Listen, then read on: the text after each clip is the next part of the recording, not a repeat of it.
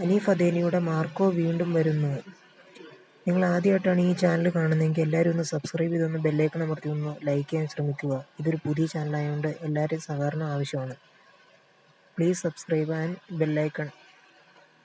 യുവതലമുറയിൽ മികച്ച രീതിയിൽ ആക്ഷൻ കൈകാര്യം ചെയ്യുന്ന നടന്മാരിൽ ഒരാളാണ് ഉണ്ണി മുകുന്ദൻ. ഷഫീഖിൻ്റെ സന്തോഷം, പേർപ്പടിയാൻ, മാളികപ്പുറം, ജയ് ഗണേഷ് തുടങ്ങിയ ഫീൽ ഗുഡ് സിനിമകളുടെ നായകനായി കുടുംബ സദസ്സുകൾക്ക് അദ്ദേഹം ഏറെ പ്രിയപ്പെട്ടവനായി മാറി. ഹനീഫ് അദേനി തിരക്കഥ രചിച്ച് സംവിധാനം ചെയ്യുന്ന മാർക്കോ എന്ന ചിത്രത്തിലൂടെ ആക്ഷൻ ഹീറോ വേഷം വീണ്ടും അണിയുകയാണ് ഉണ്ണി മുകുന്ദൻ. മലയാള സിനിമയിൽ പുതുതായി രംഗപ്രവേശം ചെയ്യുന്ന cubes entertainment, Unni Mukundan films എന്നീ ബാനറുകളിൽ ഷെരീഫ് മുഹമ്മദ്, അബ്ദുൽ ഗദ്ദാഫ് എന്നിവരാണ് ഈ ചിത്രം നിർമ്മിക്കുന്നത്. മികച്ച ചിത്രങ്ങൾ നിർമ്മിച്ചുകൊണ്ട് മലയാള സിനിമകളിൽ സജീവമാവുകയാണ് ലക്ഷ്യമെന്ന് നിർമ്മാതാവ് ഷെരീഫ് മുഹമ്മദ് പറഞ്ഞു. സമീപകാലത്തെ ഏറ്റവും മികച്ച സ്റ്റൈലിഷ് ആക്ഷൻ വയലൻസ് ചിത്രമായിരിക്കും മാർക്കോ.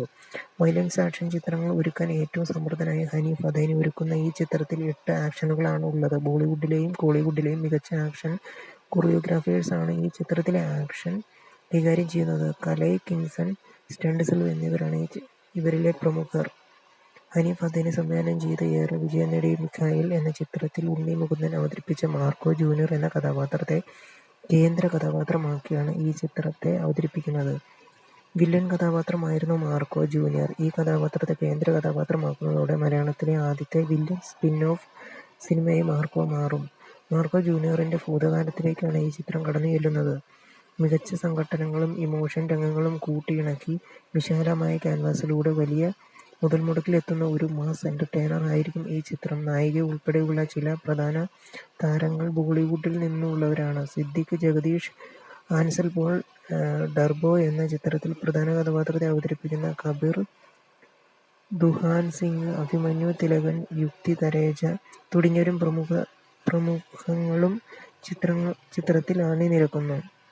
KGFിലൂടെ തരംഗമായി മാറിയ രവി ബസ്രൂർ ആണ് ഈ ചിത്രത്തിൽ സംഗീതമൊരുക്കുന്നത്. ഛായാഗ്രഹണം ചന്ദ്രു സെൽവരാജ്, എഡിറ്റിംഗ് ഷമീർ മുഹമ്മദ്, കലാസംവിധാനം junior Das, makeup Sudhi Surendran, costume designer Dhanya Balakrishnan, production chief associates director Samantaka Pradeep, production executive Binu Manipur, production controller Deepak Parameswaran, promotion consultant PB Kumar, marketing 10G media.